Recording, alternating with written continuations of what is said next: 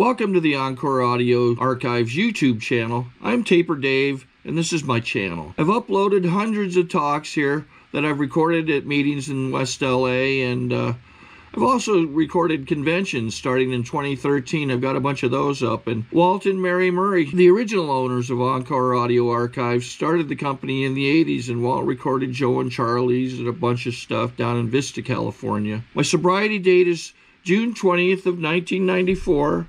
I hope you find something you like, so please like and subscribe to my channel and comment down below. If you want to hear something that I don't have or that you don't see, I'll see that I get it. Anyways, take care and have a great day if you want to. Welcoming Dr. Paul from La Jolla.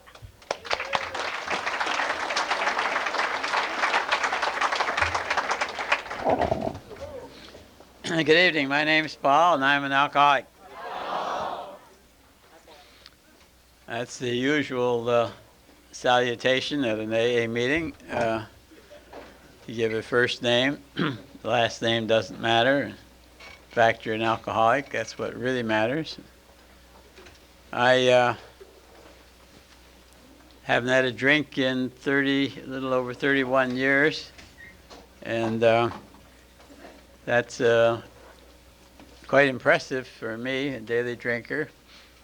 And at greeting, my name's Paul, and I'm an alcoholic. It's a prayer as far as I'm concerned, in the sense that as an alcoholic, I ought to be drinking, or getting over having been drinking, or getting ready to drink. and I'm none of those three. And I found a way of life such that I not only don't have to drink, I don't even want to drink. It's not only amazing that I'm not drinking, but it's amazing I don't even want to drink. And the way I've talking about how I stay sober is carrying the message. And read fairly recently that Bill W., one of the two co-founders of Alcoholics Anonymous, said that carrying the message of recovery was our primary aim and the chief reason for our existence. And I thought those are rather strong words, our primary aim and the chief reason for our existence. And then I thought, when he says our existence, does he mean us as individuals, or us as groups, or both? But apparently it's the most important thing we can do, next to staying sober, because if we don't stay sober, we don't have any message. And so I that's a lot of words, but I guess what I'm saying is I'm glad to be here.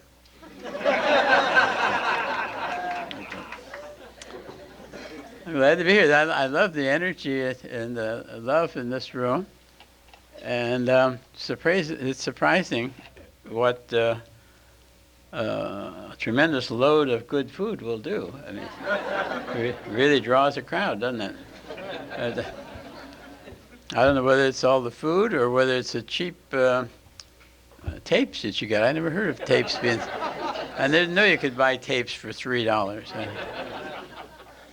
I wonder what my commission is going to be on that.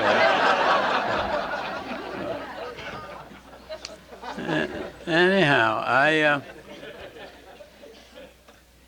speaking of food, I've had a great day so far today. And then tonight, we went to Iris, and barbecued steaks and salad and potatoes and onions and zucchini, and didn't cost me anything, other than the fact that he made me agree that I would tell the young ladies in the audience what a great cook he is. And anyhow,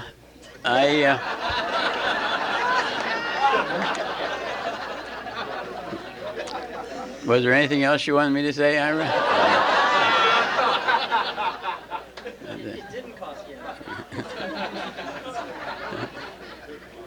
Anyhow, I did drink. I used to drink Of course I drank. Everybody drinks. We live in a drinking society. You can't not drink. I mean, can't be a doctor and not drink. Can't be a construction worker and not drink. Can't be a plumber and not drink. Can't be a salesman and not drink. You have to drink. In fact, that was one of the things that really surprised me early in sobriety. I met a cocktail waitress who was staying sober in the program. And I met a guy who ran a beer truck, a delivery truck, and he was staying. I met a man who worked as a clerk in a liquor store who was staying sober. I met two brothers who owned a chain of liquor stores and were staying sober. I found that you could be in almost any line of work and stay sober in AA. But well, that was way back before I became an alcoholic. I did have trouble sometimes in the morning. I had a lot of morning sickness. But that wasn't because I was an alcoholic. That was because I mixed my drinks. You should never mix your drinks. I was very careful not to mix my drinks, and then I still had trouble in the morning. But that was because I drank on an empty stomach. Should never drink on an empty stomach. But then I got sick in the morning anyway, but that was because I got some bad booze. There's a lot of bad booze out there. I remember specifically one time we went to the Royal Hawaiian up near Disneyland, in a big place, great big bar, big circular bar. Do you remember that, Ron? Were you over there? Big circular bar. And at the Royal Hawaiian, you drink a lot of rum. And in the morning, I was really sick. And I thought, that's because of that rotten rum. That's the stuff from the well. That's cheap rot gut rum. You know, I'll never go back there again, never. And then the thought occurred to me, but what about all those people sitting around that great big bar? And you could just tell that they were there every night. And how come they don't get sick on this rotten rum? And my keen alcoholic brain said, that's because they're the alcoholics. I mean, I like good liquor, so I wasn't an alcoholic. And I remember drinking before I went to church dinner dances. I went to pharmacy school and worked in the family drugstore. And then when you're in a neighborhood drugstore in a small town, you have to be part of all the community things and all the church things. And they have to go to church dinner dances. And I don't like church dinner dances. I mean, a lot of people at the church dinner dances, and they insist that you talk. You have to talk to people at church dinner dances. You have to chit-chat. It's not just talk, you chit-chat. You have to do a lot of chit-chat talking. I don't like the chit-chat talking. And you have to dance. You can't not dance at a church dinner dance, because every church dinner dance has at least one hyperactive woman. It's really not funny. You're sitting there minding your own damn business, and one of these women comes running up to you and say, "Come on, Paul, let's dance." And I very politely say, "No, thank you. I don't know how to dance." And they say, "Oh, sure you do," and drag you out on the floor and prove to the whole world that you don't know how to dance, you know. And I didn't realize it at the time, but in retrospect, I can see that you have to be very careful drinking at church dinner dances. You can't not drink, because if you don't drink, they know you have a problem. But you have to be careful how much you drink, because they count your drinks. So you have to have one drink. So I would have a few drinks before I went to the church dinner dance. Okay, one drink at the church dinner dance, and it would relax me. I realize now, mentally and physically. It would relax me mentally, and I could chit-chat. I could chit-chat good with that. I was a good chit-chatter. And it would relax me physically, and I could dance. Boy. Today I don't drink and I don't dance. But again, in retrospect, I didn't think of it at the time, but in thinking back on it, those two got out of sync. But I wouldn't even begin to have been relaxed mentally yet, and I'd get too relaxed physically. It might affect my speech, and I would have to talk slowly and deliberately, so nobody would notice. Or I would have trouble with my walking. I would trip when there was nothing to trip on. I might find myself lying there, just lying there, looking very serene. And my mind would say, "Get up, you fool! People will think you're drunk." And my body would say, "What do you mean, get up? We're paralyzed from the ears down." And I think, isn't that strange? I've never heard of anybody who got paralyzed from the ears down on what little you've had to drink. And you must be allergic to this stuff or something. We'll have to ask somebody about this. By the time I was in medical school, and I thought I'd ask one of the allergy professors or something like that. I never found anybody to ask. You don't dare ask questions like that. I mean, they're liable to say, "Well, I don't know why it does that to you, but if it did that to me, I just wouldn't drink it anymore." All I wanted to know was why. I didn't want to know what to do about it.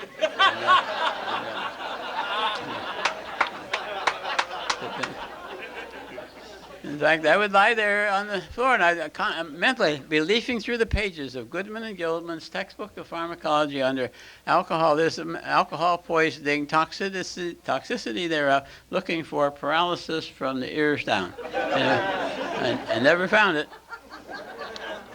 But it was good for me to have the problem because it took my mind off my full bladder.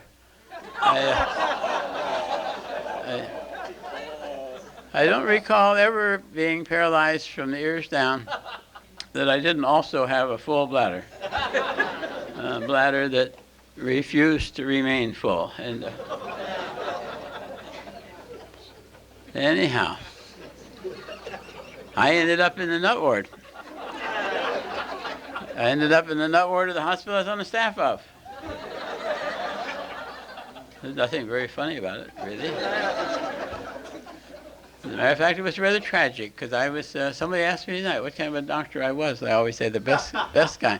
I was an internist, a diagnostician. I specialized in diagnosing what was wrong with the diagnosis and treatment for difficult patients. I was a consultant, and I had daily headaches. I was losing weight. I had convulsions. I had a sense of impending insanity. I obviously getting sicker and sicker. And I thought, my God, I need a good medical checkup. I thought I needed a good internist, a good diagnostician. Well, I happened to be the best diagnostician I knew.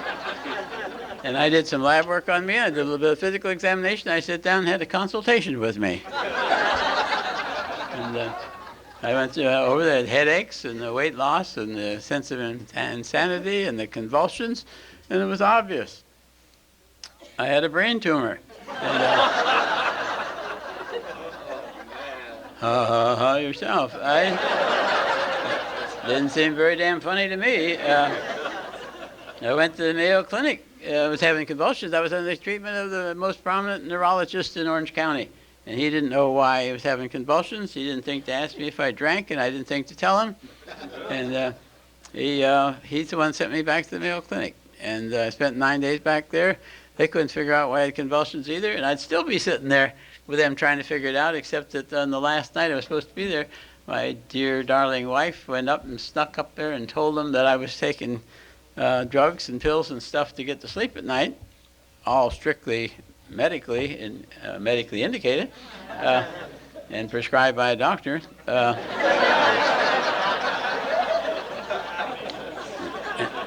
And taken according to the directions, my directions, and prescribed by a doctor.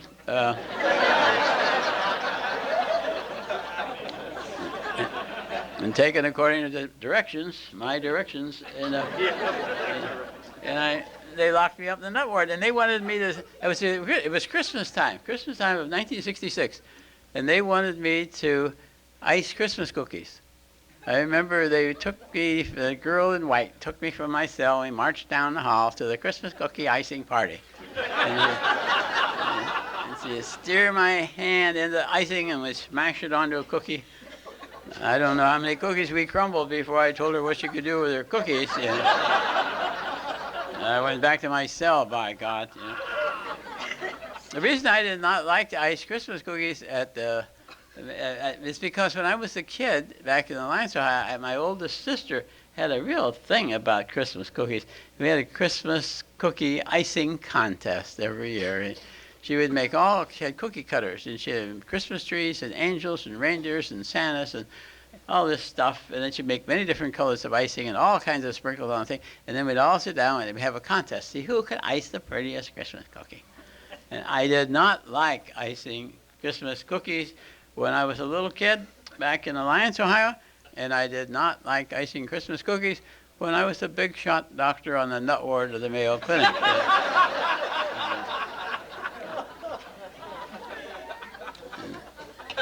In fact, when I got to the nut ward back at home in California, where they treat me with more respect, they wanted me to make leather belts. In fact, they were fanatics on leather belts. You can't graduate from there. If they had a Senate investigation, I'll bet they'd find that people have been there for years, and they won't let them out until they make a leather belt or ashtray or some useful piece of junk. They used to try to tell me that the quality of my life would improve if I learned how to make leather belts. I told him, I said, I've got a whole wall full of licenses and certificates and diplomas and papers to prove that I've been educated way beyond my level of intelligence. And I don't see how making leather belts would improve my life in any capacity. And I didn't understand the philosophy. And besides, I didn't understand the instructions. In fact, I remember sitting there in the nut ward commiserating with myself. So how a nice guy like me ended up in a place like that. And while I was thinking this dumb psychiatrist who couldn't see that my problems were strictly marital, walked up behind me and wanted to know, would I be willing to talk to a man from Alcoholics Anonymous? And I thought, God almighty, don't I have enough problems of my own without trying to help some drunk from AA?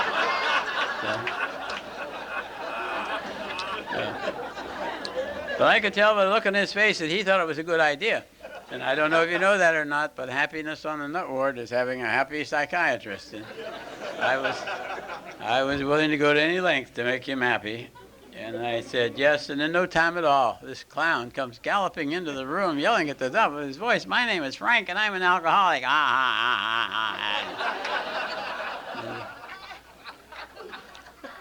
I was embarrassed for him. Here he is meeting a perfect stranger, and the only thing he can talk about is the fact that he's an alcoholic. And in a loud voice, he told this whole story. It was interminable. I don't remember a word of it.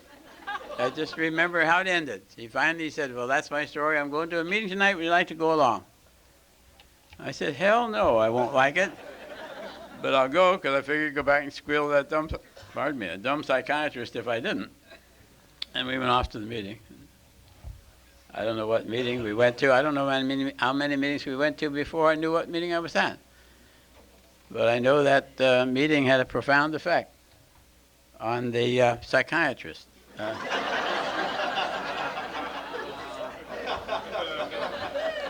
He was now suspiciously very interested in my case.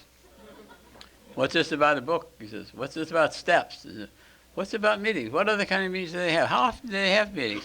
When's the next time you're going to go to a meeting?" I thought, my God, I've got me an alcoholic psychiatrist. He's ashamed to go, so he's sending me.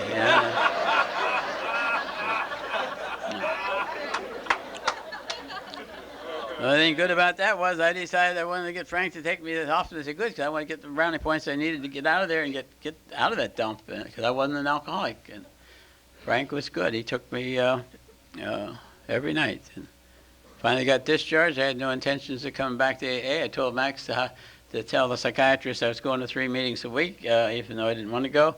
The problem I had with that was, though, that Max, who isn't an alcoholic, liked the meetings. And in fact, once I found out she liked the meetings, I used that against her. If she wasn't going to shape up, I wasn't going to go to AA anymore. Yourself, yeah. I said that once too often, and she did just about that. She couldn't drive the freeway. We lived in Anaheim, went to meetings in Laguna Beach, so we wouldn't run into anybody we knew. She couldn't drive that far and couldn't drive the freeway, but somehow she did it anyway. She got in the car and she'd drive off to the meeting by herself. Have you ever tried that? Have you ever tried sitting at home on a Saturday night, drinking, while your non-alcoholic spouse is off laughing it up at an AA meeting? I thought it was very rude. Finally, I had to go back to the meetings to find out what they were laughing about. And they laughed at the things they ought to be ashamed of. And, they cried when they ought to be laughing. And that didn't make any sense to me. And I kept going back trying to figure it out. And I went for 7 months. And then I went to 1 meeting too many. And I laughed with them. And I haven't had a drink since. Yeah. And laughter has been a very important part of my recovery. And, in fact, I'm convinced that my higher power laughs every time he hears alcoholics laugh, even if he doesn't understand the joke. Yeah. And that's the way it's been for me. And as I say, I went for 7 months and 1 meeting too many, and I finally accepted the fact that I, of all people, strange as it might seem, and even though I had no choice in the matter, I really was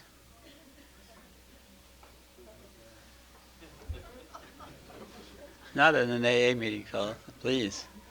I really was a very mild alcoholic. I was a very mild alcoholic when I first became an alcoholic, but I've become more alcoholic ever since. Much more alcoholic tonight than I was when I quit drinking. I remember being very, very, very ashamed of being here. I felt I was at the bottom of the social barrel. And I was ashamed to I didn't want the people out there to know I was here. And I didn't want the people here to know I was here. I felt I was ashamed of being here, and I had a sense of failure in all aspects of my life, even though clinically and medically I was doing very well, but I had this strong sense of failure. And I remember people talking about the success of staying sober.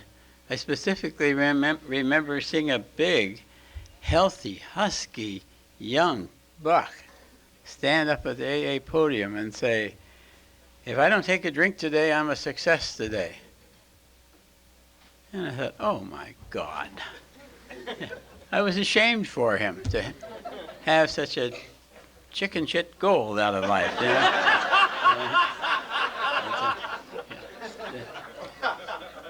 This is while I was still drinking, of course. Yeah. But, you know, then I got the idea, you know, that's really not much of a goal in life.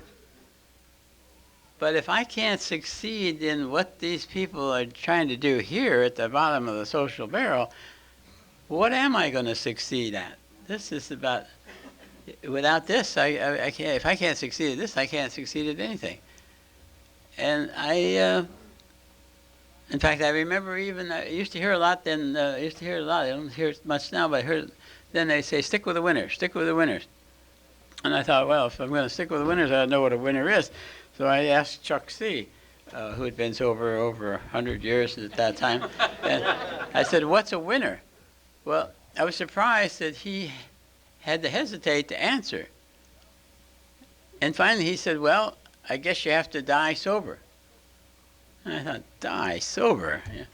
I have never been excited about any accolades I can win by dying. I want it while I'm here, by God. And I thought, well, I don't know if I'm going to be a winner or not, but by God, I'm going to be a successful member of AA. I didn't say that to anybody else. It's just a commitment I made to myself, that I was going to be a successful member of AA.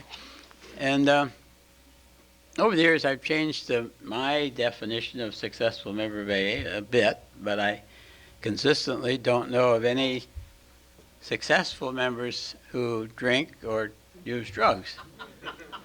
And it seems to be kind of the bottom line of this thing. And, in fact, it seems like we're kind of noted for not drinking. And so I've wanted to be a successful member. And I found out that if I wanted to be a successful member of AA, I had to go to meetings. So I went to meetings regularly and as often, quite often.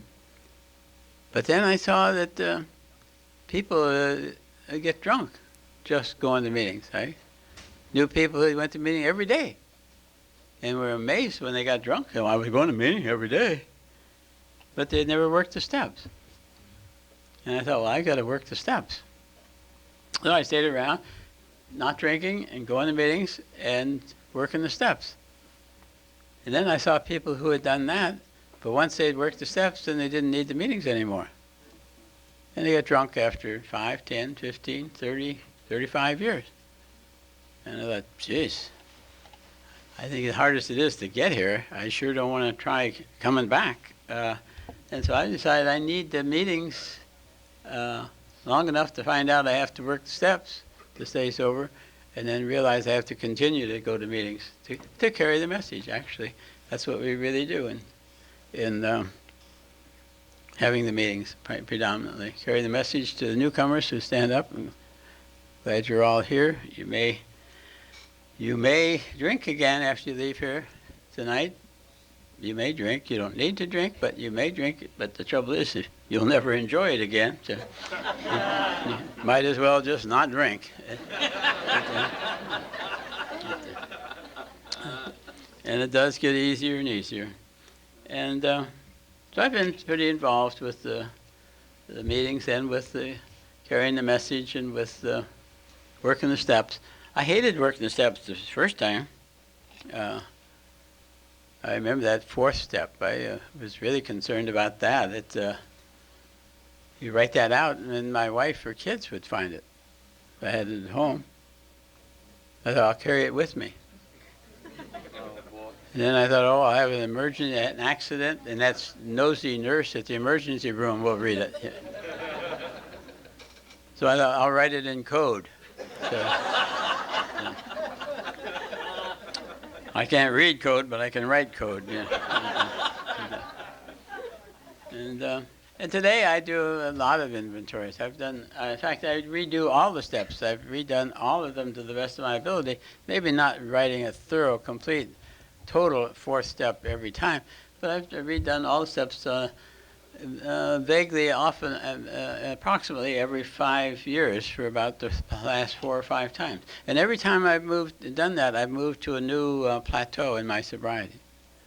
And I like that part. And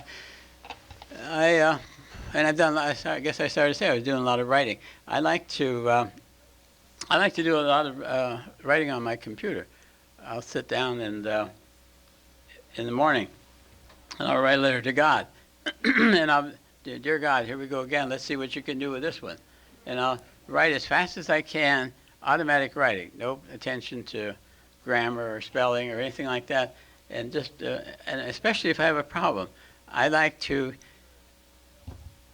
make sure that he knows all the facts about the problem. and I like to tell him all about it. And as I get through a page or two of that, I very, very commonly, most often, will have some sort of an answer, some sort of an approach. It'll come to me intuitively while I'm writing that out. And I've done lots and lots of spot inventories as well. And when you're new, and you're doing the steps the first time, they need to be done in order, as I understand it. I heard of somebody the other day who went off and made some amends, one of the first things they did. What a stupid thing that was. That's almost as stupid as taking the fifth step with your spouse. Yeah.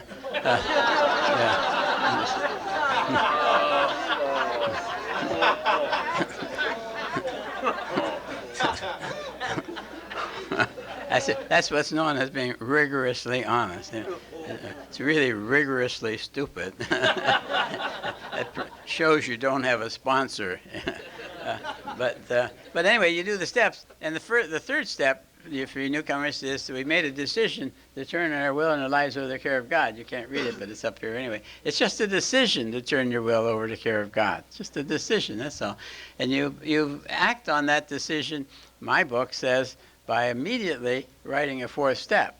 Doing the fourth step immediately and at once, and then follow that with a fifth. And one of the things I noticed is every step I do makes the steps that preceded it mean more to me.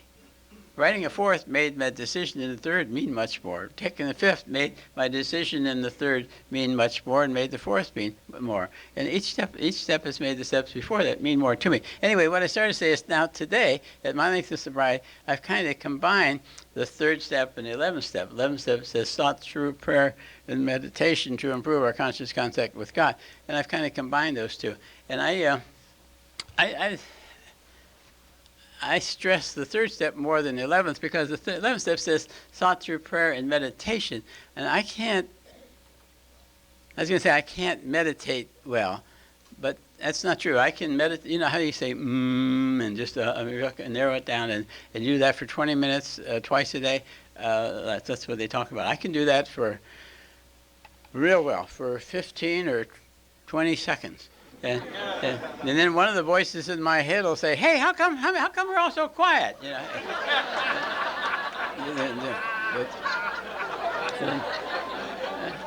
And I said, "Be quiet. We're going to do this for 20 minutes twice a day now." You know. "Oh, come on," he said. "There's too much to do out there. Let's get going." You know. I have found out that I can't meditate. I can meditate during the day, but my people in my head can't. And so I can't do that meditation in the daytime, and yet I have trouble sleeping at night. And after all these years, almost 80, I finally realized if I can't sleep well at night and I can't meditate in the daytime, why don't I do my meditating at night? And that's what I've been doing. And I decided I'm either going to become a good meditator or I'm going to be spiritually very close to my higher power at night, or I'm going to sleep well at night. And so I do that combination. I do my meditating at night. No, that's not what you're supposed to do with meditation. I don't care what you're supposed to do. I'm telling you what I'm doing. And it's been working real well for me. So I don't get angry during the night. I don't get frustrated when I'm not sleeping because I'm busy being close to my higher power and meditating. And it works real well for me. And what I started to say was on that third step, the first time I took the third step, on my knees in front of my sponsor, I recited the third step and the third step prayer. And I thought that's a contract between me and God. And I would like it that neither one of us can rescind that contract very easily. I thought, well, maybe if we had more witnesses to the contract, it would make it harder for either one of us to get out of it. So I went before my then 3 home groups, and in each case, I recited the third step and the third step prayer. Third step prayer is, God, I offer myself to thee to build with me and do with me as thou wilt, and so on. So that made me feel better because now we had more witnesses, but I thought that's still just a verbal contract. I'd kind of like something in writing. So I went to a business supply store, and I got a blank form for setting up a limited partnership. And I filled it out, and I gave my higher power a 51% controlling interest in my life.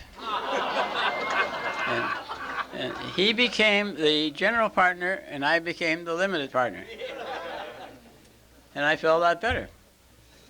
But then there was one last thing about it. I realized that all that shows in writing is that a limited partnership exists.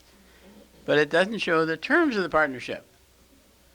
So I got a piece of paper, drew a line down the middle, and I listed the terms, who's responsible for what. And I put down what he's responsible on one side and what I'm responsible for on the other side. So we have it in writing. There's no argument about it. And what it narrowed down to really was that he's responsible for worry, and I'm responsible for work. And he doesn't like for me to even help him with the worry, and he never does a damn bit of the work.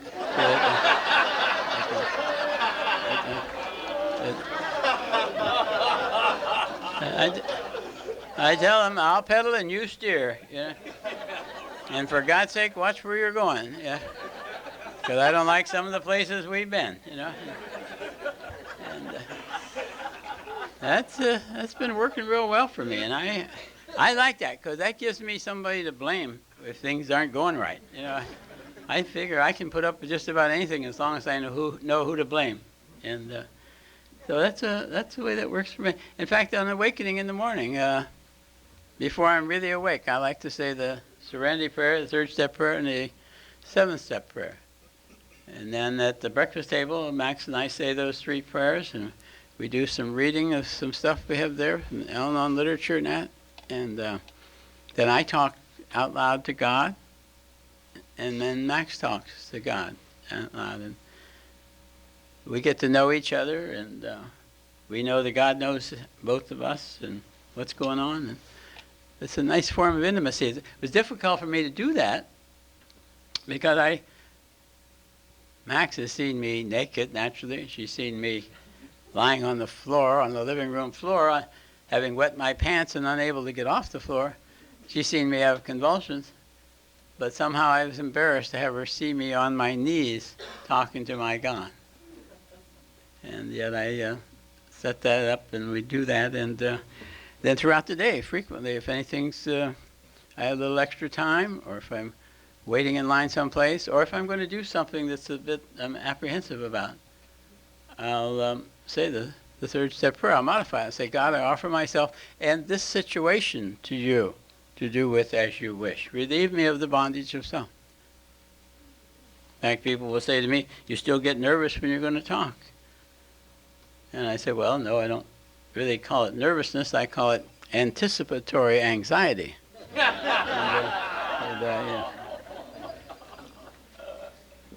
And I say the third step prayer and modify. I say, God, I offer myself and this situation to you to do with as you wish.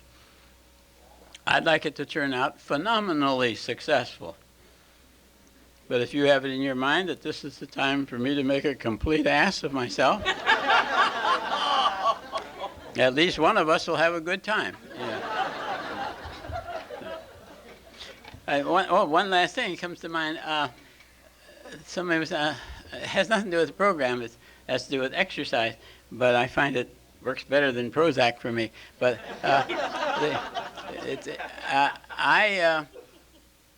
November, I will be married. In December, we'll be married 59 years. Yeah. In November, I'll be 80 years old. And I like to brag about this. I am the only 80-year-old I know who has worn out his treadmill before it wore him out. 4 years ago, I bought a treadmill. I don't believe particularly in service contracts because I don't think they're a good bargain. But I thought, on treadmill, I will buy a service contract. Over the years, I would wear out parts of the treadmill, and they'd replace them. I'd wear out some more parts, and they'd replace them. Finally, the company that made the treadmill went out of business. They finally said, you go back to Montgomery Ward, you pick out the best treadmill you can find, let us know where it is and what it is, we'll pick it up, deliver it to you, pick up the old one, take it away.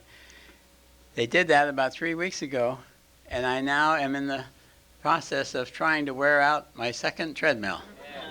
And I'll tell you, it's the best thing I have found, other than the program, for depression and energy and so on. In fact, speaking of depression and insomnia, fear, and other defects of character, I've taken one at a time of those in the 6th and 7th step. In the 7th step, I've asked God to remove them, and I asked Him, say, I'd like for you to remove all of this defect of character. One of the defects I included in that was an excessive sense of guilt. But each defect, I asked Him to remove it. I'd like to have Him remove it all, but I know He has that big loophole that says He can remove it unless it's helpful to Him or to my fellows. That's a big loophole for God to get through. And I said, I know you have that loophole, so I said, take this and sleep on it overnight, and in the morning, you give me the amount of it you want me to have. And I will accept that defect as a gift from you. Rather than fighting it, I'll accept it. It's like Father Terry says, become friendly with your defect. Become friendly with your defect. In fact, some poet calling defects demons says, hug your demon. Hug your demon, otherwise it'll bite you in the ass. Now, that's the way poets talk. I didn't say that. But I figure if I say the 3rd step prayer, God, I offer myself to Thee, and to do it. No, if I do the 3rd step prayer and the 7th step prayer, I have turned over to God everything that happens outside, and the 7th step prayer, everything that turns off inside. And I can no longer complain about me or that. In fact, I feel that for that day, I have given up my right to criticize, condemn, or complain about anything, outside or inside. And someday, by God, I'm going to make it. Thank you all very much. Sorry to interrupt your viewing. Taper Dave here. Just wanted to take a second to ask you to like and subscribe to my channel. Let me know if you like what you're listening. I've got some very good talks here, and this one's a great one. Just curious, do you think this is better than Zoom? Tell me what you think. Okay, this is how I prepare my drone for launching. I like to do it inside the cab of my truck so I'm not standing outside in the weather. To install the joysticks for control, up and down, right and left, powered on. I have an Android phone that I use to connect it to the drone with. And it's actually controlled through the iPhone, through an app. Oops, wrong way. It's actually controlled through the iPhone, or through this Android phone, through the app. It's actually controlled through the Android phone, through an app, and you connect it through this short connection right here.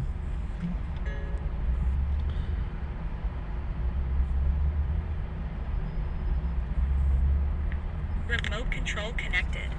Remote control's connected. So I pull out the drone. I have to extend the legs. Long legs extended first, then the short legs. Remove the gimbal protector. Set that aside, then power it on one short burst, then one long burst. I lay it down.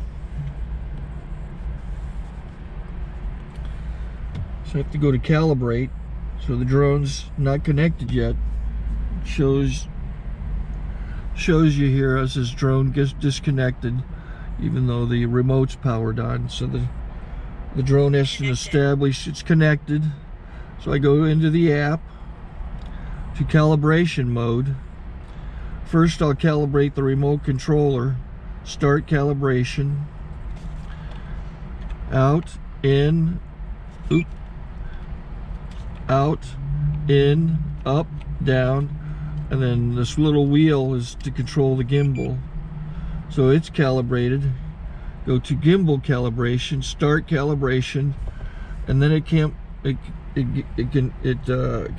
the gimbal. I don't know if that shows up. The gimbal's moving all over the place. Changes, you can see it on the video. And I'm calibrated to take off. It's It's acquired 7 satellites at the moment.